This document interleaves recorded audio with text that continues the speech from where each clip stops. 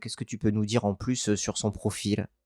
Sur son profil, je peux pas en fait, la réalité, c'est que on peut pas dire grand-chose de joueur parce que pour le coup, c'est un vrai pari des Girondins dans le sens où à la base, même dans la scène nationale, il est pas super connu. Donc en fait, là, c'est vraiment un travail de fond, un travail de staff de la part des scouts parce que c'est pas un gars qui a forcément beaucoup joué en gros dans le championnat algérien.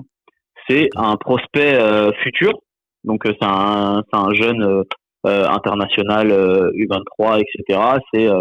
C'est les latéraux un peu. Ça serait un peu cliché de dire que c'est du profil de Attal, mais en fait c'est un latéral un peu algérien, donc forcément c'est un latéral qui va être offensif, qui va être vif, qui va avoir des qualités techniques plutôt intéressantes.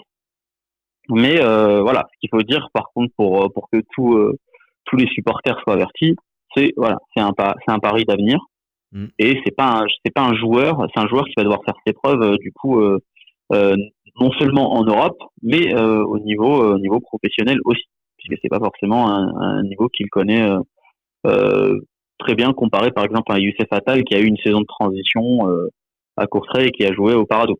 Voilà. Ouais. Et alors c'est vrai que moi je connais pas très bien et je pense que les lecteurs de Web Girondin non plus le championnat algérien.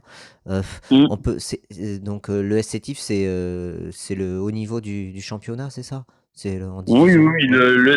le CETIF, ça fait partie évidemment des grosses équipes du championnat. Ouais? C'est l'équipe qui, en général, est plutôt bien sur la scène nationale, donc qui joue les premiers rôles sur la scène nationale de manière générale. Et en Afrique, ils ont des gros joueurs.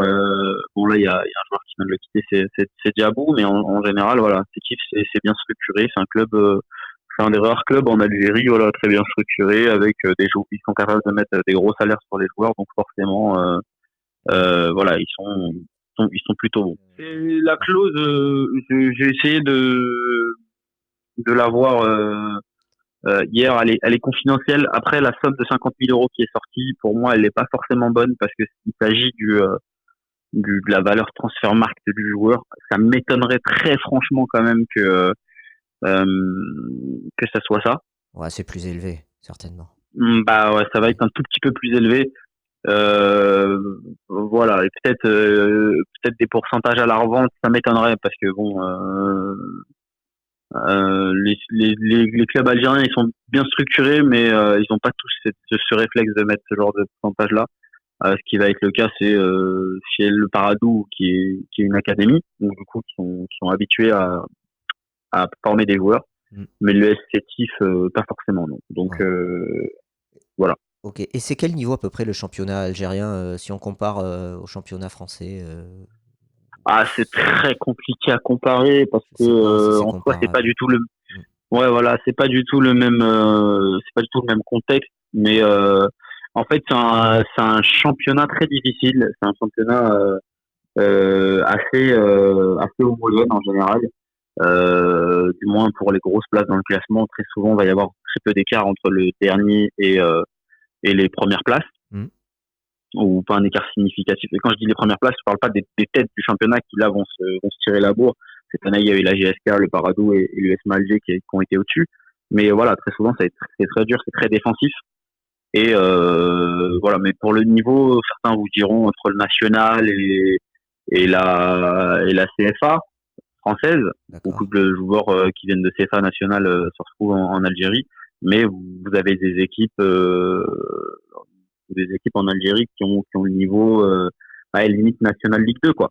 Ils sont un peu D'accord. plus au-dessus parce que ils vont avoir un peu plus de moyens. Donc il y a une disparité quand même dans les moyens que certaines équipes ont, parce qu'il y a certaines équipes qui ont largement les moyens de mettre des meilleurs salaires que certaines écuries de Ligue 1. Mmh. Donc du coup qui arrivent à garder de bons joueurs. Et donc les bons joueurs en question ont des niveaux parfois internationaux. C'est le cas par exemple de l'USMA ou du MCA qui vont avoir des joueurs qui peuvent être appelés facilement en sélection. Et, et d'autres qui sont un peu moins fournis, en fait, d'autres clubs qui sont un peu moins fournis, qui là vont se rabattre sur du produit local ou des joueurs, effectivement, beaucoup d'étrangers qui reviennent, des joueurs africains du continent. Quoi. En plus, en Bon, bah, fait, il y a eu une politique en ce moment de mettre en avant les jeunes. Et donc, il y a eu ces dernières années beaucoup de jeunes joueurs, de très bons joueurs qui sont sortis. Donc les exemples de Ben Sebaini et Attal sont les plus connus, mais il y en a d'autres.